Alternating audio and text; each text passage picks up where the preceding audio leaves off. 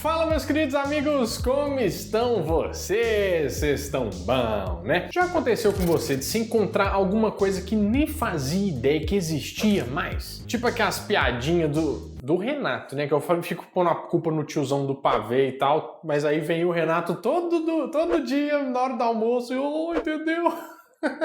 Pois hoje eu tô aqui justamente para te mostrar mais um montão de coisas que você jurava que tinham acabado, mas que ainda existem. Então vamos agora pro Nerd Show.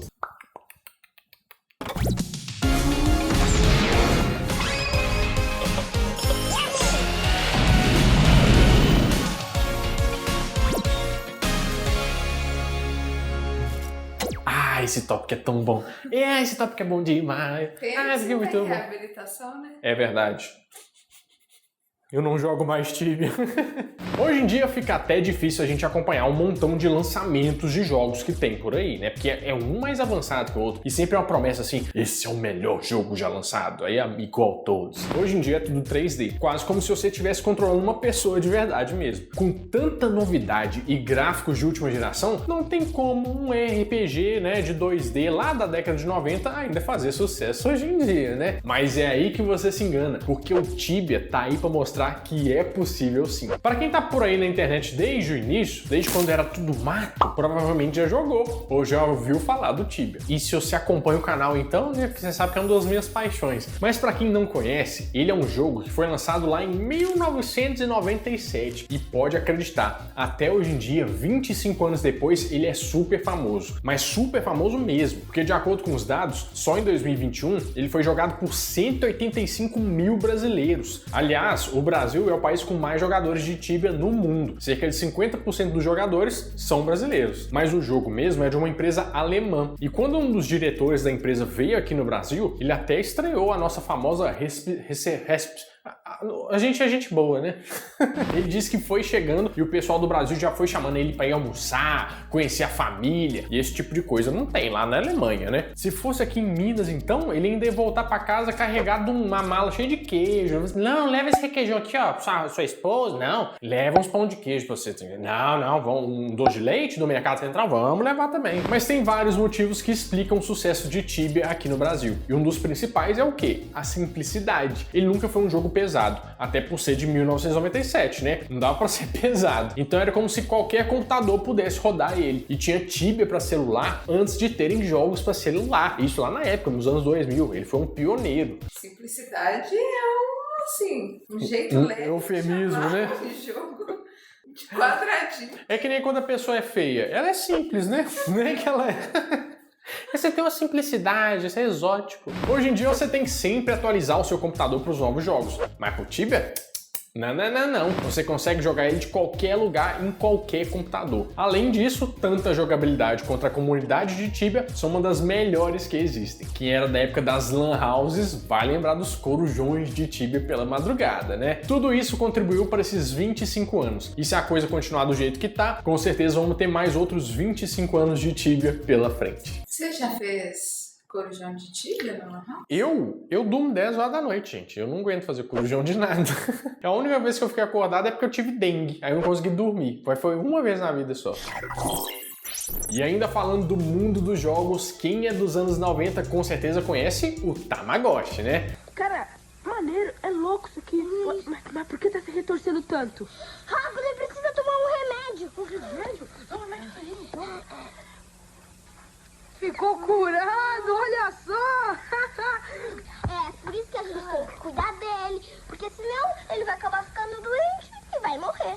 Ele foi o primeiro animal de estimação virtual, onde você cuidava dele com carinho para ele sobreviver. Assim, ou não, né? Também tinha esse negócio. E também era quase impossível ajustar o relógio dele. Daí às 3 horas da manhã ele começava a apitar pedindo comida. Você não falava Tamagotchi, não? Tamagotchi? Você fala Tamagotchi? A gente falava Tamagotchi, né? Eu falava Tamagotchi. E você falava como? Tamagotchi ou Tamagotchi? Põe aqui embaixo nos comentários que agora eu fiquei na dúvida. Tá aqui, ó, 3 horas assim, ó. Quando ela faz assim, ó, é que ela quer falar alguma coisa, ó. Fica chimando. Se for baixar que eu sou retardada, não vai falar isso. Que é capaz de certeza. Se o povo achar que eu sou besta desse tanto, você vai ver. Mas mesmo com essa dificuldade do horário, de você ter que levar ele escondido pra escola pra poder cuidar, né? Ainda assim, ele foi uma febre. Também vendia na porta da escola, né? Você deve até imaginar o que eu vou falar agora, né? Pois pode acreditar, o Tamagotchi nunca mais voltou. Mentira, nós somos vídeos das coisas que voltaram, então ele ainda existe. E eu não tô falando daquelas versões falsificadas que você ainda encontra, não. A minha era do Goku do Dragon Ball Z, né? Eu tô falando do Tamagotchi oficial mesmo. O que acontece é que ao longo dos anos, a Bandai sempre tentava lançar no mercado alguma nova versão dele. Mas geralmente, assim, nunca dava tão certo assim. Só pra você ter uma ideia, tem até mesmo versões para PlayStation, Nintendo DS e iPhone. Mas aí no ano passado foi lançado o mais novo, o Tamagotchi Pix. E sim, Pix é o nome dele mesmo. Não é que você tem que fazer um Pix pra você ter o Tamagotchi. Pode também, mas não é muito motivo, não. Eu queria te pedir um piquezinho. Um piquezinho. Essa nova versão veio com um montão de novas funções, onde dá para você tirar foto ao lado do seu Tamagotchi, levar ele para passear numa cidade virtual, conectar com outro aparelho dos seus amigos através do Wi-Fi para vocês brincarem juntos e mais um montão de coisinhas novas, né? Para quem quiser reviver um pouquinho o passado, atualmente ele tá custando ali por volta de 300 pila. Aí é só você fazer um Pix para você pegar o seu Pix. E quem aí lembra do orelhão, né? E eu não tô falando daquela pessoa que você sempre ficava zoando. Não, isso não pode, isso é bullying, tá? Hoje em dia também dá uma treta danada. A maior dica pra você acabar com o bullying é você pega a cadeira e mete na cabeça, o cara fica em coma. Cadê o bullying agora? Mas sim dos antigos telefones públicos, que antigamente tinha um em cada esquina e agora parece que eles desapareceram da noite pro dia. Aliás, vocês já viram eles sendo retirados mesmo? Assim, tipo, vamos tirar um orelhão. Não, nunca nem vi. É como se um dia estivessem lá e no outro dia tinham sumido sem deixar sinal. Tipo, né, várias coisas, tipo, filhote de girafa. Você não vê filhote de girafa. Infelizmente, eles não resistiram à tecnologia e hoje em dia todo mundo faz ligação pelo celular mesmo. Ou nem faz ligação. É verdade. Mas mesmo com a maioria deles tendo desaparecido, você sabia que ainda tem sim muito telefone público funcionando? Surprise, motherfucker! De acordo com os dados da Anatel, ainda tem cerca de 768 mil orelhões espalhados pelo país, sendo que 40 mil deles só em São Paulo. Que faz ligação, gente? Pleno século XXI. E entre eles, 62% processam em média até 2 chamadas por dia. Eles ainda são bastante importantes, principalmente o pessoal que dá golpe, né? Fazendo, alô, tia, é aqui o seu sobrinho, quero que você faça um depósito na conta tal. O orelhão deve servir só pra isso, né? O miserável é um gênio! Eles ainda são bem importantes, principalmente em regiões mais afastadas, onde não tem disponibilidade de linhas residenciais. Aliás, você sabia que esse modelo do orelhão é criação brasileira? Não sabia? Então agora você tá sabendo. O que acontece é que quando o telefone público estava para ser implementado por aqui, a CTB, que é a Companhia Telefônica Brasileira, estava procurando por um design para usar, né? E nisso foi a arquiteta sino-brasileira Chun-Min Silveira quem desenvolveu esse modelo que a gente conhece. Essa forma de ovo que ele tem é justamente para melhorar a acústica, desde que o usuário ficasse embaixo dela. Era por isso que você podia estar falando em um orelhão e tá a maior barulheira na rua que não ia te atrapalhar. A gente vai ter que colocar... Tem gente que vai ter que precisar disso, né? Vizinhos colocam um orelhão dentro de casa aqui, ó, pra você ver a televisão, fica só aqui, ó. E vai ser legal. E sabe aqueles conjuntos onde tinham 2 ou mais orelhões juntos? Eles receberam o nome de tulipa, pois eles ficavam todos juntinhos e eram presos ao solo por um tubo de ferro. E os fios deles passavam por debaixo do chão mesmo, lembrando realmente uma tulipa. E ó, esse modelo fez tanto sucesso que a gente até exportou o orelhão para vários países da América Latina, da África e até alguns pela China. Hoje em dia, a questão não é mais ter um orelhão, mas sim ter um ainda que funcione, né? Isso ficou ainda mais difícil a partir de 2018, quando a Anatel liberou as empresas de telefonia da obrigação de investir em orelhões. Essa medida foi tomada para poder melhorar o investimento no sinal 4G no Brasil, que ainda não chega em várias regiões. Hoje em dia, para quem quiser conferir se ainda tem orelhão perto de onde mora, é só entrar no site da Anatel e pesquisar pelo seu endereço. Em alguns estados, os orelhões ainda fazem chamadas gratuitas para telefone fixo. Só que tão difícil quanto achar um orelhão é achar alguém que ainda tenha um telefone fixo em casa. Aliás, o telefone fixo é a próxima coisa que a gente vai falar aqui nesse vídeo. Antigamente era super normal que cada casa tivesse pelo menos um telefone, né? Sempre ali ao lado da lista telefônica, assim, enorme, né? Aí tinha uma agendinha do seu pai, da sua mãe ficava lá do lado e tal. Tinha até um móvel. Tinha um móvel pro telefone, exatamente. Hoje em dia a gente nem vê mais isso, né? E pra quem foi jovem nessa época, deve lembrar até hoje o telefone de casa, que era alguma coisa que você gravava e não esquecia mais. E eu vou passar o da minha casa pra ligarem pro meu irmão, que ele tá lá fazendo 3, 2... Mas eu lembro da minha que recentemente deixou de ser minha. E qual que é o meu telefone do meu celular?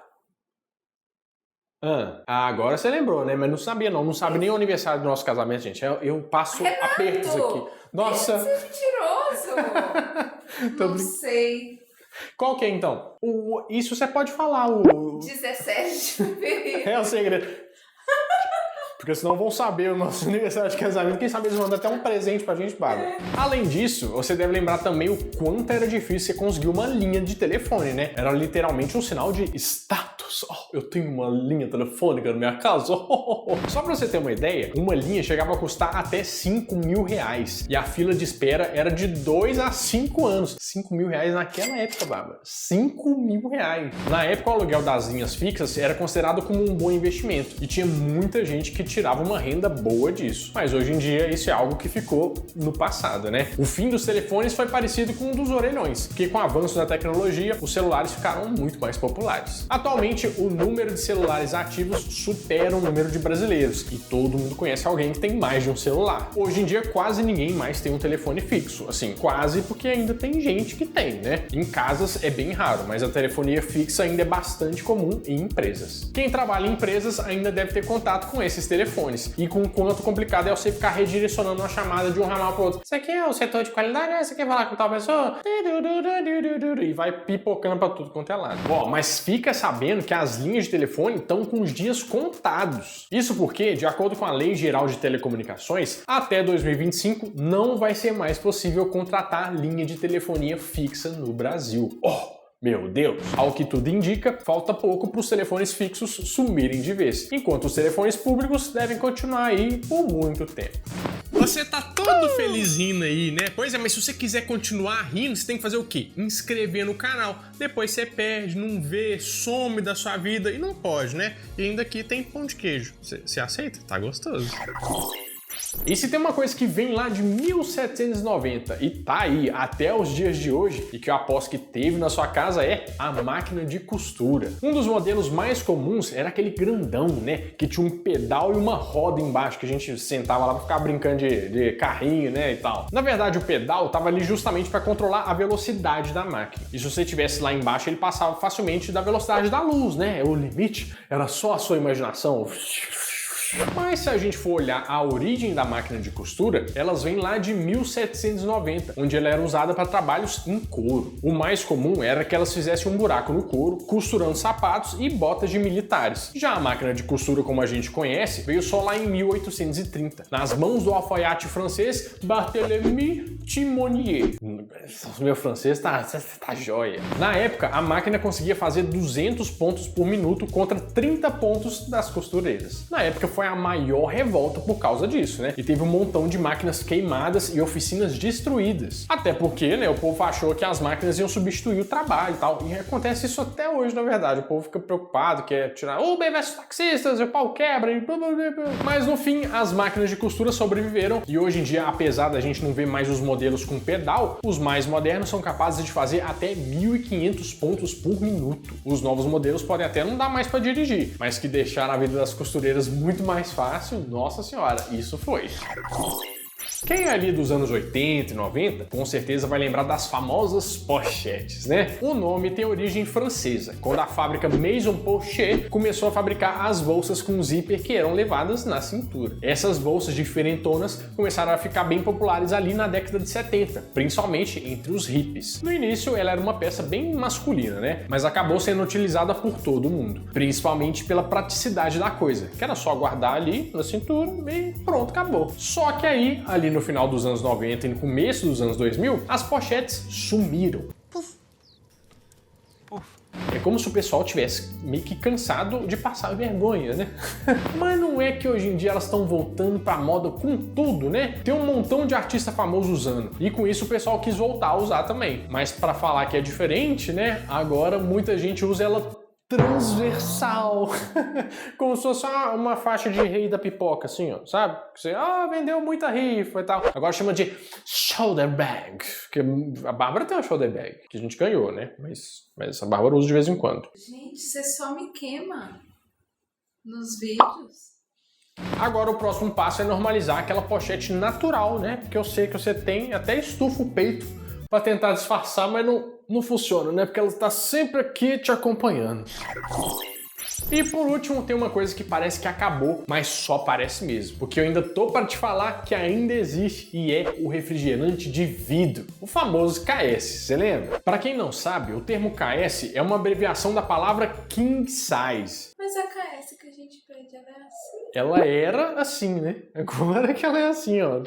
Isso porque na época em que a KS era popular, essa era o maior tamanho de uma garrafa de Coca que se podia comprar de uma única vez. Hoje em dia a gente pensa, eu quero uma Coca KS, vem aquela assim, 200 ml. Por que tá esse preço? Não, é pra saúde, pra vir menos açúcar. Aqui, ó, nós não somos bobo, não. Com o tempo isso foi mudando, né? E tamanhos maiores foram surgindo. Mas a KS continuou sendo sempre a mais gostosa, né? Aliás, você sabia que o refrigerante de garrafa de vidro era realmente mais gostoso? A gente até fez um vídeo sobre isso, né, Bárbara? Testando, que vocês não viram, mas a gente fez. E vou pôr aqui em cima pra vocês assistirem de novo. O que acontece é que a garrafa de vidro retém o gás carbônico por mais tempo do que outras embalagens. Ou seja, ela segura melhor o gás do refrigerante. E não tem como mudar isso, né? Porque enquanto na garrafa PET o gás acaba vazando antes de chegar no copo, nas latinhas não é possível dar maior pressão, porque senão o alumínio ia ficar... né, dá uma deformada. Isso faz com que o refri na garrafa de vidro tenha mais gás e seja realmente mais gostoso. Apesar de não ser tão comum quanto antigamente, ele ainda existe. E a próxima vez que encontrar um, você já sabe que você pode ir direto nele, que ele é melhor, né? E ó, aproveita que esse vídeo já tá no finalzinho e corre lá para conferir a parte 1 e 2 dele, onde eu separei mais um montão de produtos que você podia jurar que acabaram, mas eu te provo que eles ainda existem. Bom, meus amigos, é isso. Eu espero que vocês tenham gostado bastante desse vídeo. E se você gostou, você vai gostar muito dos dois vídeos que estão aparecendo aqui e também do Instagram do Nerd Show, @canal Nerd Show. Segue lá que tem conteúdo nostálgico todo dia pra você. Bom, eu vou ficando por aqui, mas toda semana eu volto com mais um vídeo quentinho, fresquinho, crocante pra vocês. Então, adeus!